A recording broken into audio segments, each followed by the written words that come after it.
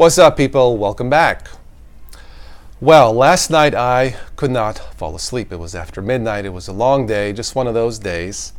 So I decided to read almost all of your comments on this specific video, why Windows users can't switch to Linux.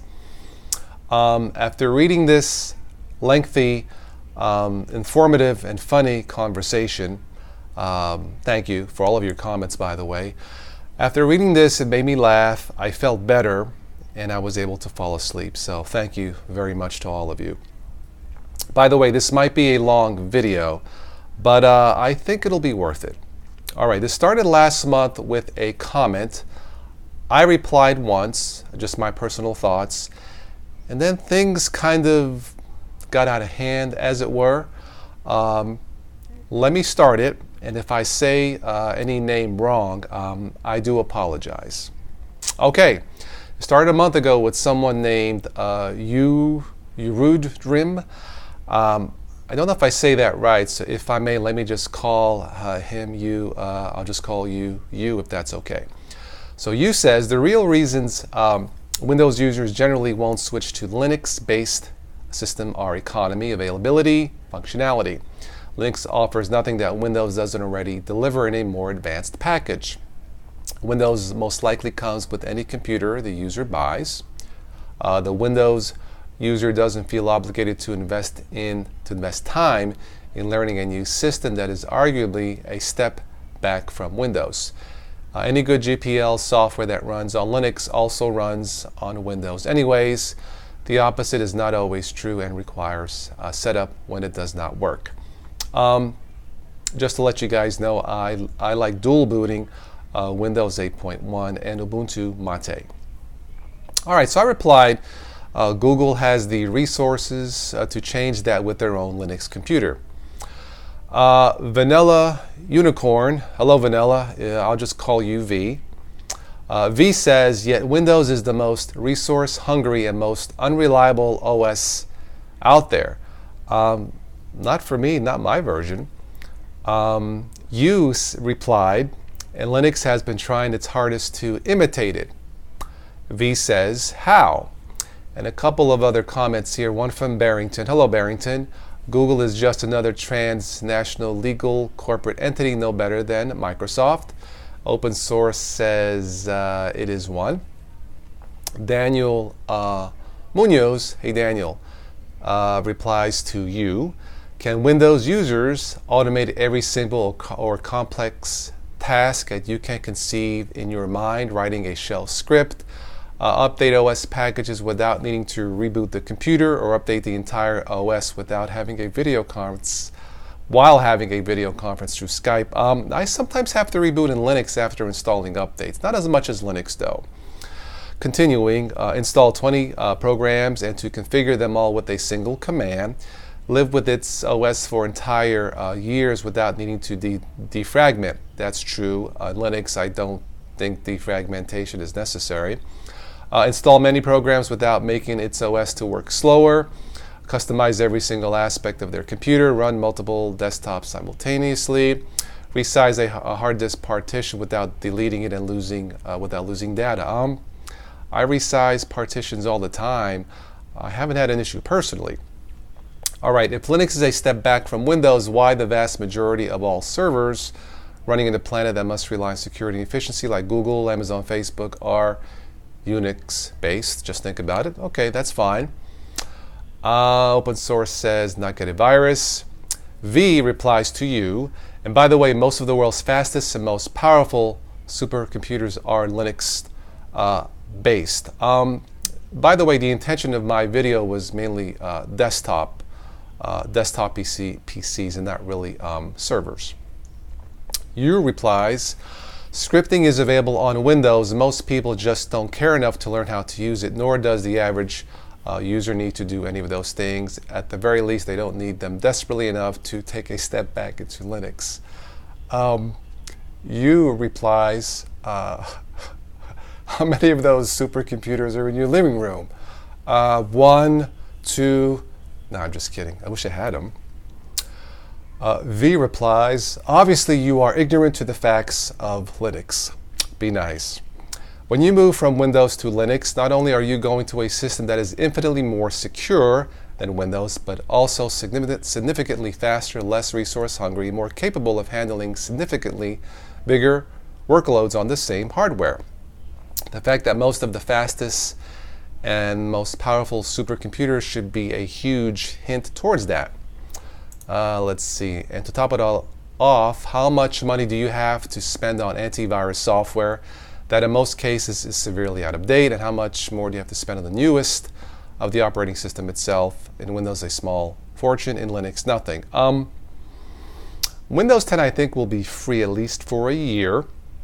You can get very good antivirus software for free, although if you have a large business, you may want to get paid antivirus. And yes, I am a big fan of security in Linux, although I think Windows 8.1 can be made perfectly safe through maintenance. You replies, that's complete nonsense. I use both Windows and reluctantly because I have to Linux. Not only is Linux inferior, but my op points remain. Windows users simply will not switch to an inferior system, having to learn a new OS along the way when they already have a better system that came with their computer. V replies, Linux is now inferior. Windows is hands down the inferior OS. Windows is riddled with viruses and is insanely hackable. Like I said, with Windows 8.1, have not had any issues with spyware or viruses, but of course I think I know what I'm doing. U replies, Linux isn't immune from viruses. That's true. The only reason there aren't a lot of viruses on Linux is because Linux only has a pitiful handful of people who use it. Nobody bothers to write viruses for it. Oh, I'm part of the pitiful handful of people. Nah, I'm just kidding. I understand. V replied, I am not saying that there are no viruses for Linux. There may be 50 viruses for Linux. I don't know how many they are. And they all require root access of some type. Meanwhile, with Windows, there are millions of viruses, okay, that can do whatever they want with no problems at all. If you love viruses and being extremely vulnerable to hacks, then you go with Windows. If you want security and privacy with never having to worry about viruses and being extremely well guarded against hacking, then go with Linux. I don't know about never having to worry about viruses, but I will concede that Linux is generally more secure, at least with less maintenance. Zachary replies, hello Zachary. Actually, yes, Windows can do all of that with the exception of not rebooting after an update, but if you are making that a complaint, you have another agenda. Again, in Linux, sometimes you have to reboot, though not as much, although not as much as Windows. U replies, viruses aren't a problem. Really, I've run Windows for years without virus attacks. Same here. It's a real simple trick. Just stay away from the tidy sites and don't download illegally hacked software. I said tidy. This is a family channel. I guess if you want to visit tidy sites and download hacked software, Linux is your friend. For the rest of us serious computer users, there is Windows. V replies, how are viruses not a problem? When I was running Windows, there were nothing but viruses, overpriced, slow, and resource-hungry programs, and way too many freezes and crashes. You must be retarded or something. V, if I may ask, what version of Windows were you running? I don't have any issues in Windows 8.1. Windows XP wasn't good, I will say that. U replies, you must have been visiting them tidy sites without protection, naughty. Given the range of application stability and security of Windows, it is the preferred system for most people. For the fringe, there is Mac OS X. For the lunatic fringe, there is Linux.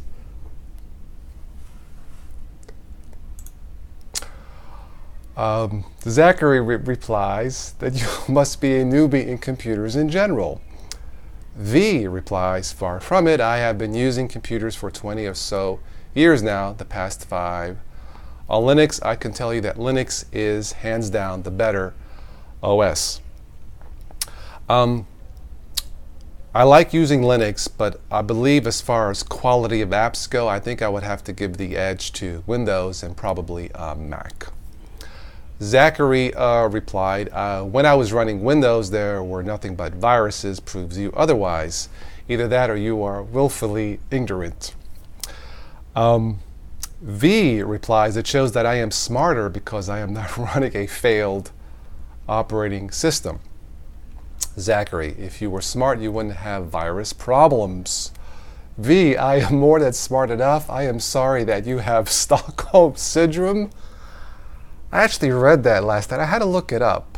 When it comes to your operating system, I, on the other hand, am freer than an eagle with Linux. Terrific. Zachary replied, I can almost guarantee you're not smart enough to be doing anything with your Linux that I can do with Windows.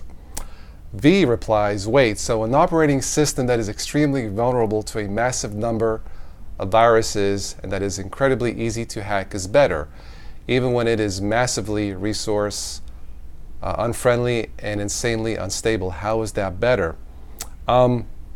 Windows has the potential to be hacked. It has the potential to be unstable. But then again, Windows can be unstable too. Or, I'm sorry, Linux can be unstable too. Once again, with Windows 8.1, I just don't have that issue. But then there is more maintenance involved in the Windows to keep it running in tip-top shape. Zachary replies, when did I ever say it was better? My main OS is Kali Linux, and you still didn't answer my question.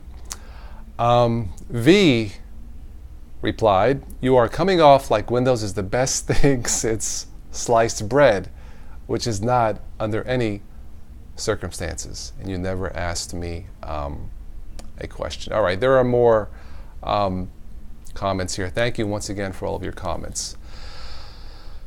Clearly, clearly all of us have a passion for what we like to use in terms of whatever operating system that is. I think for most of us, it's a labor of love that we are able to use something, and whatever that specific OS is, we feel that that is the best. I think that passion, those feelings run high, especially with these comments here. There is no single perfect operating system. The number one reason I use Linux is security. Hands down, I would say Linux, it's easier to be secure in Linux, although I think Windows can be made to be just as secure as Linux. But there is more maintenance involved with Windows, such as defrag, virus scanning, and stuff like that. But I usually, in terms of a complete operating system, some Linux distros come close. I'm running Ubuntu Mate, and it's terrific. But in terms of an operating system where everything works all the time, of course, assuming I don't have spyware, but in terms of the quality of the apps where everything works all the time, and for some of you guys that's gaming, for me it's multimedia apps, Windows generally is better, although I think the gap is closing. I don't think with Ubuntu Mate I really don't have to use the scripts or the terminal to make it work sometimes, but it's not usually required. For the average mom and pop, I think a system like Ubuntu Mate, Linux Mint is probably okay. If you are into massive multimedia production, from what I understand, you really can't beat Mac computers for the multimedia software. Windows is fine, and Ubuntu Mate and some other Linux distros are acceptable. But I know that for a lot of you, you need specific software to work specifically a certain way in Windows that cannot be acceptable in Linux. I understand that. So I don't know. I mean, I look at all these comments. Clearly, you guys have what you seem to think is the best operating system, and I get it. I I have a feeling, though, that if we were all to meet in a Starbucks coffee or in a bar and have a beer or two, I think we could all look at this and maybe laugh and all be friends and maybe say, maybe you were right a little bit, or maybe he was right a little bit. Just a thought. Well, that's it for this one. Thank you for all of your comments. It is greatly appreciated. Thank you for making me laugh. Yeah, that's it for this one. Nothing else to say as far as that topic goes. Again, if you have any questions or comments, keep them coming. I enjoy reading them, and I hope you guys enjoy me covering some of these comments corners every once in a while. All right, well, that's it for this one. As always, thank you for watching and listening. And as always, I will catch all of you sometime in the future.